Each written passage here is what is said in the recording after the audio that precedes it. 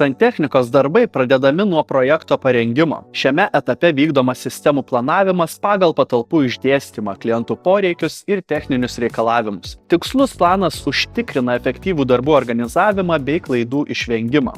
Vėliau jau galima pereiti prie vandentiekio ir nuotekų sistemų įrengimo.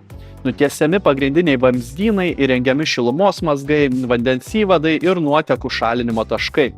Montuojamos pagrindinės magistralės ir jungtys. Žinoma, būtinas ir šildymo sistemos montavimo etapas. Diegiamos grindinio šildymo sistemos, radiatoriai arba šilumos siurbliai, jei tai numatyta projekte. Įrengiami katilai ar kiti šildymo šaltiniai. Nepamirškime ir sanitarinių prietaisų montavimo.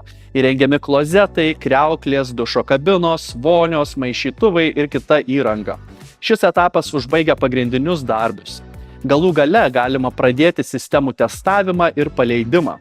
Atlikus darbus tikrinamas visų sistemų veikimas, sandarumas ir funkcionalumas, kad būtų užtikrinta kokybė ir ilgas tarnavimas.